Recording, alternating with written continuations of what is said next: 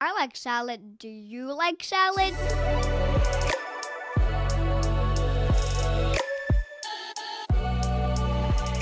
Hi, I'm Ho Shun Ho. I'm living in Vancouver, BC, Canada, unceded territory of Musqueam, Squamish, and Tsleil-Waututh nations.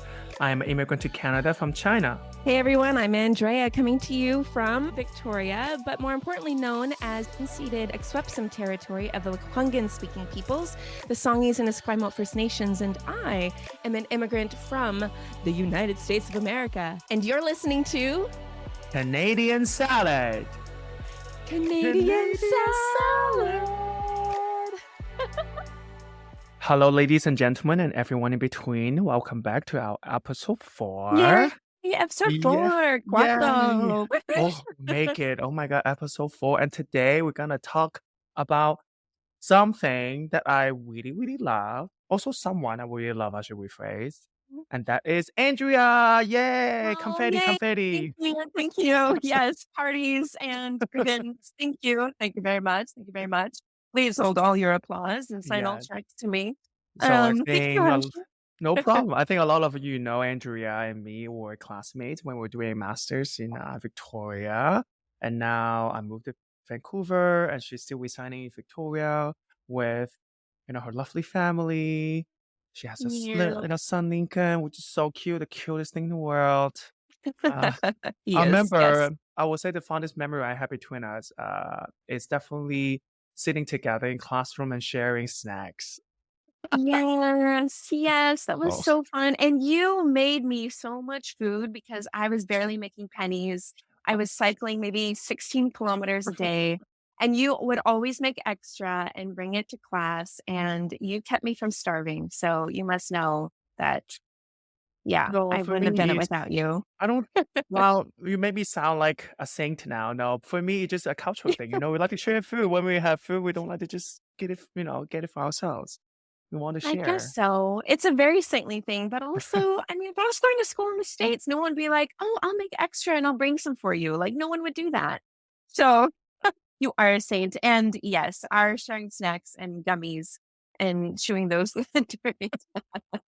It's definitely one of my fondest memories in school Yes. together. Yeah, with you. Yeah. Oh, oh, Yeah. Yeah. We sat together a nostalgia. lot. Yeah, I know. nostalgia. Cheers. So what specifically about your journey, Andrea? Can you tell us a little bit?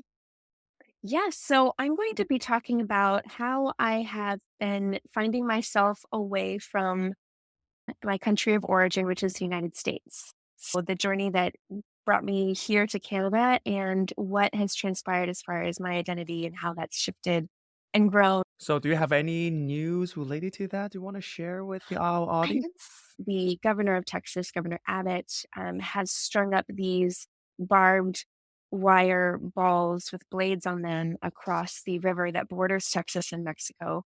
And it's already killed people who are trying to seek asylum into the States, women, children. And it's absolutely horrific and inhumane. And there are other governors and other politicians who are seeking legal action against these inhumane measures. But nothing has transpired yet. They are still there. It's completely heartbreaking because these are people, people who have their human right to seek asylum. And so it relates to my story because my mom's father is Mexican Mm-hmm. and his side immigrated from Mexico. It's terrible news, but it is significant specifically for, I think, the way that the United States is postured in the world. Yeah. Yeah. What do you think it means for Canadians and us living here? It's really huge. I think when I first moved to Canada and I started working with refugees, I began to learn a lot about the process of immigration, specifically for refugees, the vetting, like all of the resources and time that it takes to bring someone who is seeking claim in Canada to find a safe space and a safe home. So I think it was in 2000, what was it, 2005, the Canadian Council for Refugees, Amnesty International, and the Canadian Council of Churches were asking that this agreement called the Safe Third Country Mm-hmm. Agreement that Canada has with the United States. We want to challenge this. We want to say this is inhumane, and we want people to have the capacity that if they were denied in the States, that they have ample reason and ground and safety to apply. Essentially, what it is, if you apply for refugee status in one of these countries, you cannot reapply for refugee status in the other. So if someone is coming to America Yeah. and they apply for refugee status and they're denied, They they will can't. be also denied in Canada Oh, and vice versa. And so what these organizational, they were saying, we've spoken with refugees. We are looking at the way that the US has treated people, refugees. Yeah. refugees, not only that, but in prisons. The prisons are awful. The Yeah. US does use torture. So we want to challenge this. We want to say this is inhumane, and we want people to have the capacity that if they were denied in the States, that they have ample reason and ground and safety to apply in Canada. Unfortunately, it's still staying in place. What is the opportunity here for Canada? Would you say? Yeah, I think, our first episode, we talked about Canada in some ways tends to pride themselves on not being like the United Yeah, States, they feel like it. hey, we're not exporting war. Hey, we're doing things differently here. Yeah. Canada had a refugee sponsorship program, still does, and the US is finally emulating that in the States, Yeah. which is incredible. But I think this is an opportunity for Canada to say, hey, we can be the bigger, better brother here. We can actually say, like, we'll step up to the plate, and we can as well make safe spaces for refugee claimants, and maybe even be able to showcase the ways in which Canada is being more humane, right, Mhm. to refugees who come here. I think, especially for people of color and for family reunification, Mhm, mhm. Canada has set the stage for and a global example for what a refugee asylum status can look like. Now, Canada is not perfect. She makes mistakes, as Yeah. we all do, because we're Yeah. all people. But I think Canada has a really huge opportunity to step up to the plate and say, let's be different. Yeah. I like to think that a lot of these policies, towards immigrants or asylum seekers or even indigenous, they are for me, they are always interlinked because it sets the conscience of a government. If the Yes. lawmakers want to Yes. make policy better for asylum seekers, for refugees, for immigrants, they tend to also will make better policies for people of color, for indigenous people as well Exactly. because they uphold humanity. These laws help each other. It's That's right. never just a single case. That's right. It's a Yeah, ripple effect. I It's a agree. ripple effect. Right. Yeah. Right. Absolutely. Yeah. It reminds me of a story. I was working with a gentleman who was a refugee from Ethiopia, came here to Victoria. When I asked him what was their journey like, and he said, well, I was in a refugee camp, and I had the opportunity to meet troops from different countries that were Mhm. stationed there. Mhm. And I met a Canadian and I met an American. And the American soldier was really gruff, cold, just standoffish, didn't really want to talk. And then here comes the Canadian soldier, and he's got biscuits, and he's sharing biscuits with us and just having Oh. conversations. And he said he knew he wanted to come to Canada just by that simple gesture of being kind and humane. And I think that speaks to exactly the difference between Canada and the States. This isn't to say everyone in the States is mean hearted, or Yeah. wants to, like, use barbed wires against people. Not everyone is like that. No, but there is a visible difference, rising even more now with between Canada and the United States, Yeah. that really can be amplified. And Canada has opportunity to just be better, like you said, with people here and with people everywhere. And it Yeah. has to, right? To uphold So humanity. yes, Yes. yes. To make us Yeah, what yeah. make us human. Canada should definitely continue on this path, definitely Mhm. expanding its ways, how we can do better in upholding Right. humanity and act on his own words as a country for immigrants, right? And then we should Mhm, have great policies for that as well to expand that. mhm. Yeah, That's right. yeah. That's right. But now let's get to your journey to Well, immigrating to Canada. So where are you from again? so I came from Portland, Oregon. Mm-hmm.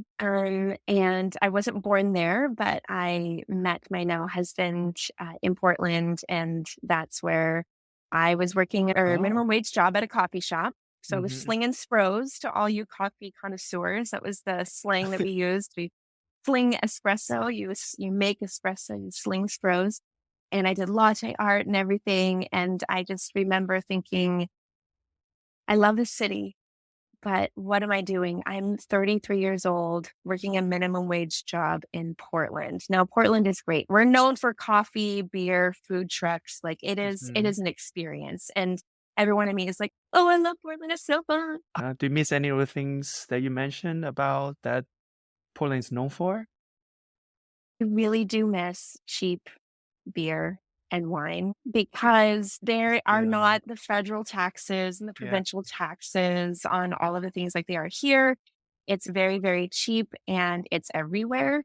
I Mm. am a coffee snob though, so it is hard for me to find a really good coffee shop. And usually Yeah. I can tell if it's good or not, if it's got good latte art. If there isn't latte art, in my mind, they don't know how to pull Oh, a good shot of espresso. I know I'm a snob. I own it. I'm very proud. Thank you. okay, you're forgiven. Thank you, thank you. So when you first come to Canada, what do you think of Canada? What have you heard before? I had heard one that it was cold, similar to you and your Yeah. journey, Yeah. that it was just cold. I remember hearing jokes like, you know, oh, how do you spell Canada? Canada, which is really lame. Oh, the A, yes. Yeah, That's exactly that's right. really correct, eh? Yeah, eh? That was one thing I thought everyone talked with A's at the end, eh? And now I know it's definitely more regional. I will say I will own up to the reality, and I think a lot of people born and raised in Canada can relate to this. Canada knows so much about the United States. Yes. Too much Everyone I sometimes. meet, they know our judicial system. I've made a joke that American politics is the number one spectator sport in Canada to watch. You know, everyone's there with their popcorn and chips, like, "Ooh, who's gonna make it? Who's gonna Because make it? very What are they gonna decide?" entertaining. You There's know, always so much drama. I have to like it see is is. like even when living in the States, I can't vote. I couldn't vote obviously. And but Mm, is everyone so into it? And then I get it. It's very entertaining. All the sneer remarks, all the, oh my campaign gosh. to attack each other, and then all that scandal come out. It was like, oh my God. It's a big Yeah. show. Yeah, America likes to not only do a lot of things that raise eyebrows, but she likes to let you know and have you see it for likes to air out her dirty laundry very, very well. I honestly didn't know much about Canada. I Mhm. didn't know hardly anything. I didn't know that there was more than one province. You know, I was like, oh, there's states, like, "Mer." And I thought it was going to be pretty similar to the States when I came here, Mhm, mhm, and mhm. it's not.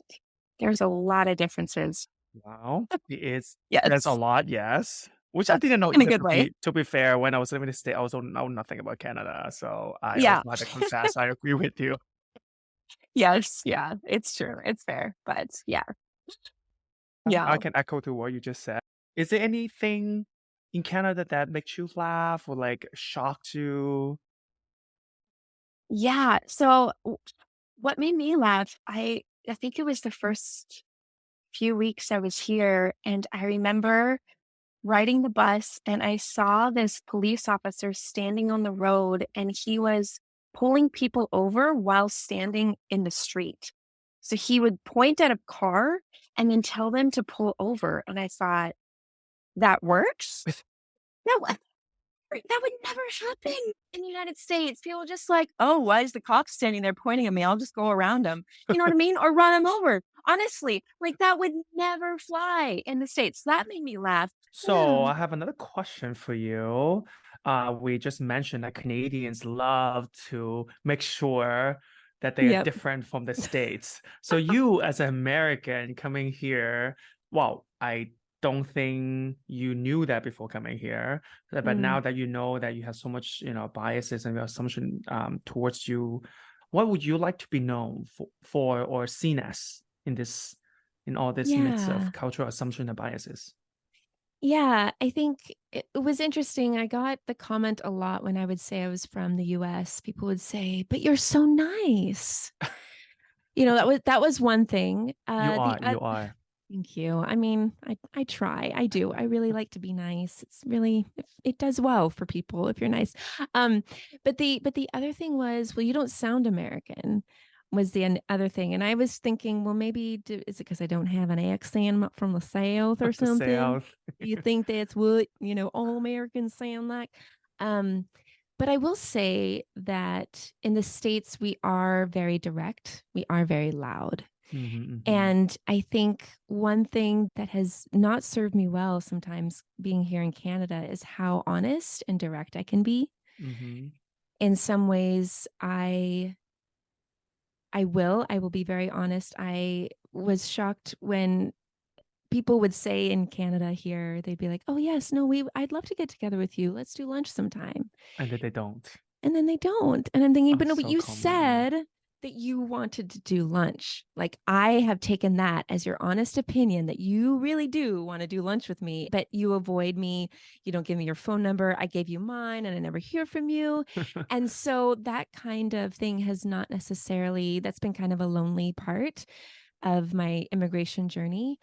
I think one part about being from the States, and I think sometimes when you come away from your country of origin, I know this has been my journey, is you look back and it's really blaringly loud how awful a lot of things are.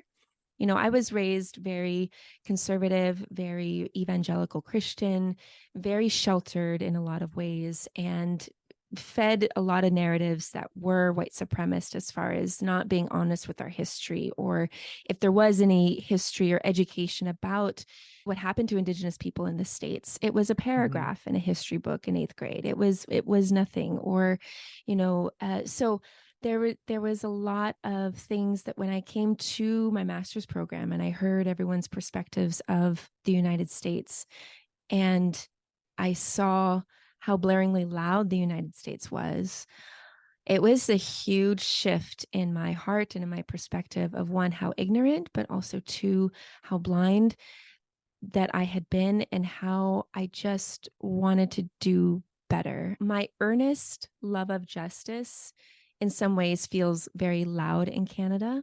I am going to be very blunt. I will be honest with someone about how I feel, and then of course sometimes my husband rolls his eyes like, "Andrea, just like settle down. It's okay." But I'm very much like, no, this happened and we need to change this. I think I'm always caught between these two spaces, the United States and Canada. And in some ways, I believe in Canada and I want her to do better. I want her to take these things that might seem like non-issues in Canada and say, no, this actually is an issue. Like the ways in which the loud voices from the States, in particular, maybe towards the trans community, that has amplified in BC in a huge way. Yes, yes. And so while it maybe wasn't a necessary,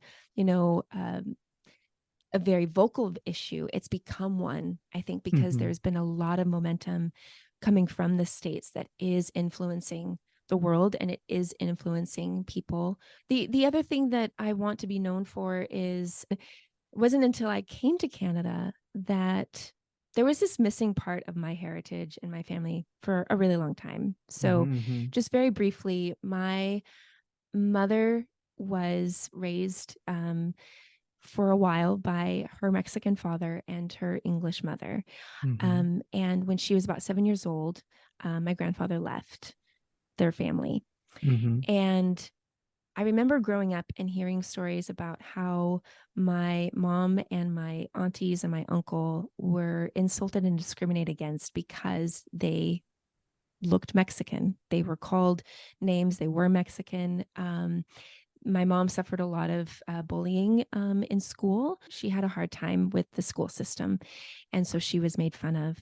And she passed away in 2008. I'm And so sorry. thank you, when she died, I felt like this huge question mark of her father left with her, because when she was alive, she I think I talked to him maybe once or twice in my lifetime, but there was a part of me that wanted to know about that particular side. What was it like coming from Mexico? I grew up with knowing my German side of my family, my dad's side, the patriarch, right? It's like we have Yeah. books very thick, that can date our ancestry all the way back in like the 1600s. But my mom's side, as far as, this question mark of a grandfather was missing. And I remember going to LA to visit cousins, my cousin Rosalie, my great uncle, Uncle Joe. He would always talk in Spanish. He would have Mexican radio stations playing while he would cook breakfast. He used a lot of oil and fat and grease. And of course, it made taste everything so good. And he would talk in Spanish. I just loved being with him. He was so full of joy. There was so much celebration in the music that I listened to. And I was always captivated by that. Fast forward to when I came to Canada to pursue my master's, there Mm-hmm. was a gal in our cohort. I think you remember Celine, Yeah, Celine. Celine. And I told her, I was like, I don't really know my mom's side very well. I don't really know that part. Every time I would ask an auntie, oh, well, those family records got burnt in fires. And so Yeah.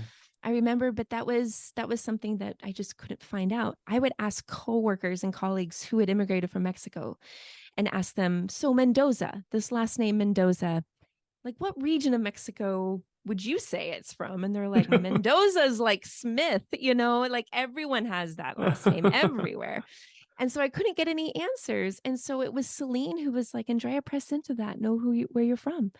I got pregnant and I was like, oh, I really want to keep this memory of my mom alive and that side of the family in particular, even though I didn't have a relationship with my grandfather. And so I thought, oh, we can name our child, one of the names of my grandfather. His name Mm-hmm, was mm-hmm. Maximo Trinidad Mendoza.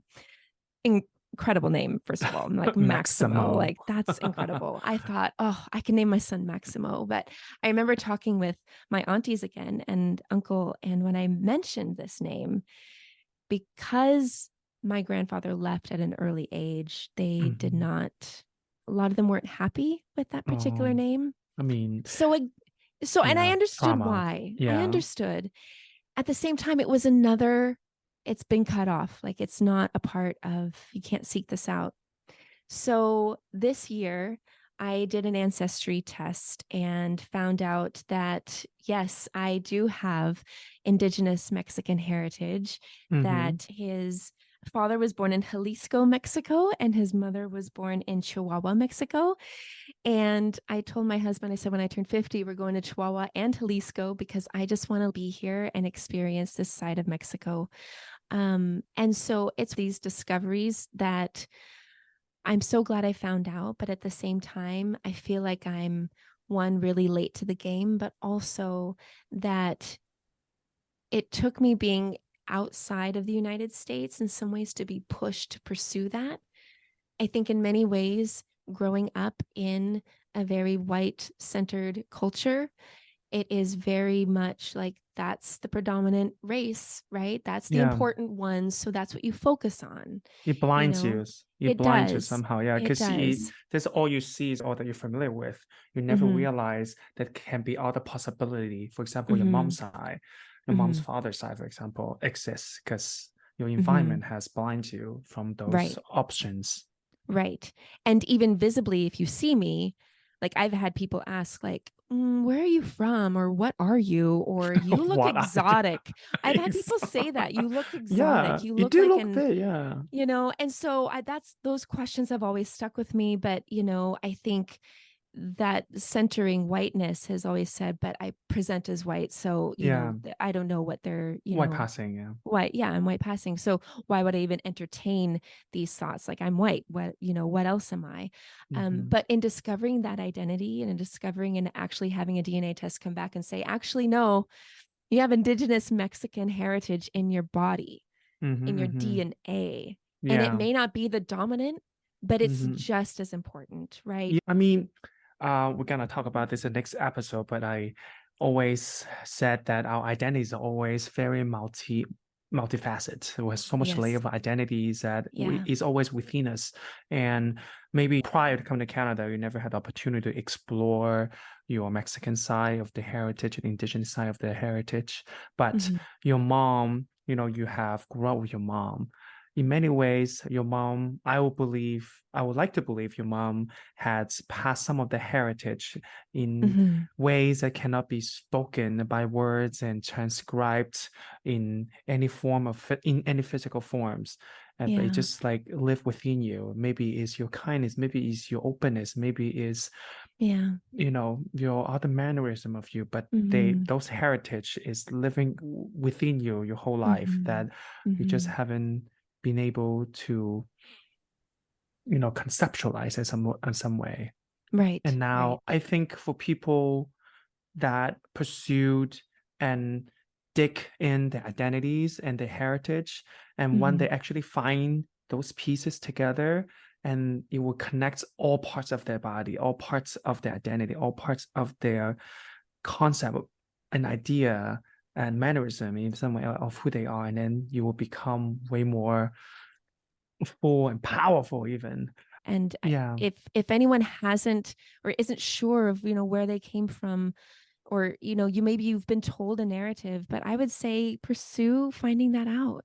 Pursue that. Get to know who you are and celebrate those pieces. I remember before when I was very uncertain, my queerness or Mm, my Asianness when I first came to mm, Canada, which is something really unsure of my heritage, who I am, yeah. is that compared to that version of me and the current version of me, which is really certain of who I am, my identity and where my identity goes as well. I definitely Hmm. have way more confidence and certainty. Even Yeah. when I speak, I know I speak with way much more, diction.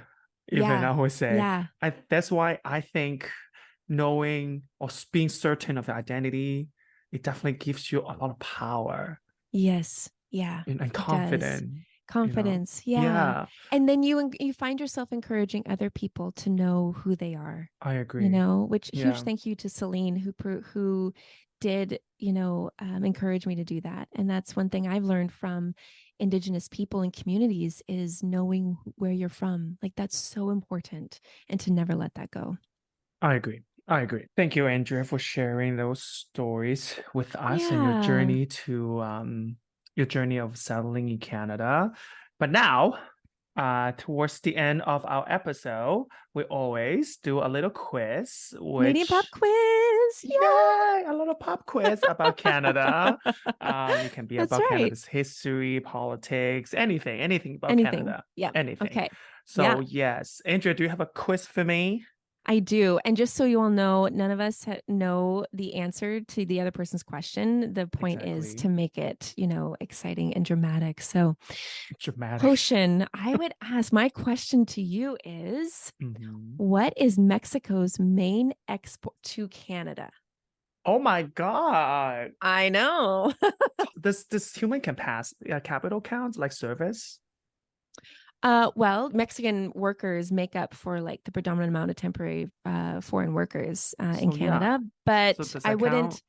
No, No? because a person is not a product to export. I'm going to say that let's do Okay. these are considered goods with, GDP attached to it. Yeah. Okay. Ooh. Oh, good. I would say avocado. That is among one of them. Yes. Oh, there's one of them? Oh, Yeah. so like It's one of the main ones. This oh, came as a surprise to me.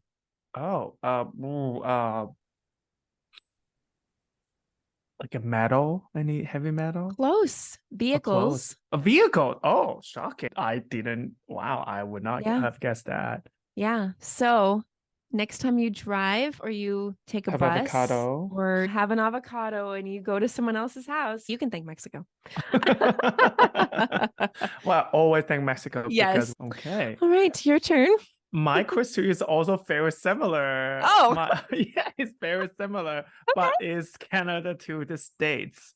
The number one export Oh, of Canada to the States. States.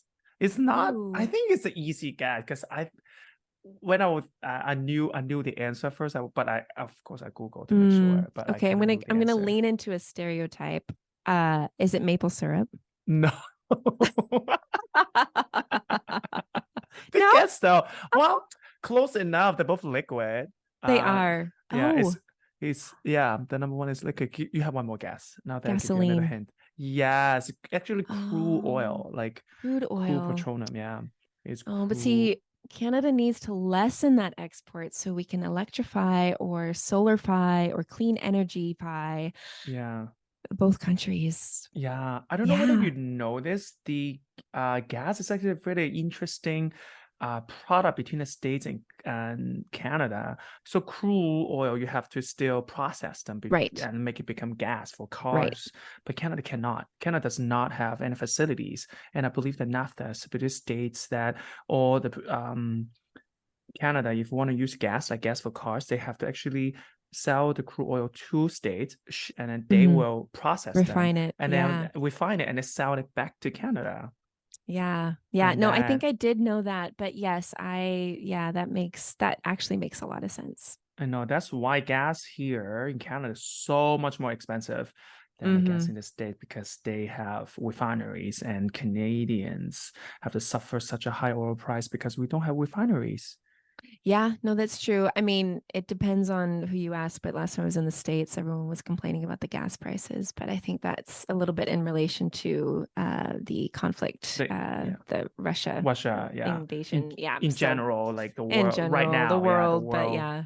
yeah. But I mean, but if you own an electric car, you don't have to pay for Or you gas, or don't you own take the bus, or cars. you don't own a car, take the I don't own pogo a stick, car. people. And my legs are the best Yes, vehicle. exactly. Yes. Yeah. So, yeah, Anyway, yeah, thank you, Andrea, for of sharing your course. beautiful story with Of us, course. full of, as you Yes. mentioned, full of tears and joy, which we love. And Mm. of course, we also want to thank you, our audience, to listen to our podcast. Yes, you're And then amazing. I know we can't wait for the next episode because it's one of my favorite things to Yes, talk about. it Andrea, do you know what is. that is? Well,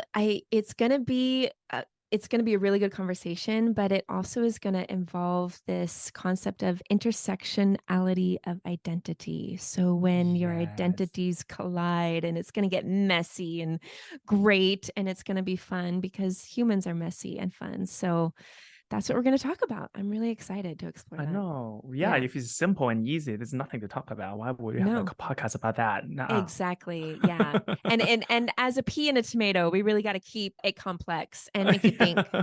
So, but please subscribe, follow us. We are on social media. We're on Instagram right now. And we do have a Yeah. website, canadiansalad.ca. So check it out. You can listen to our episodes there. And if you have some ideas or topics concerning immigrants or immigration related, we do have a form you can fill on there.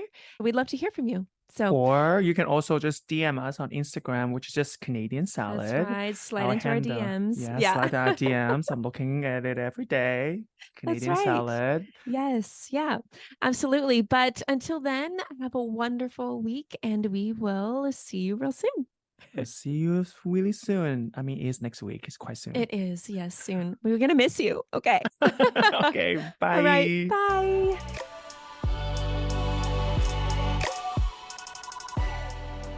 Canadian Salad is written and produced in British Columbia, Canada by Hoshin Ho and Andrea McCoy. Theme music is by Naver Avetyan from Pixabay.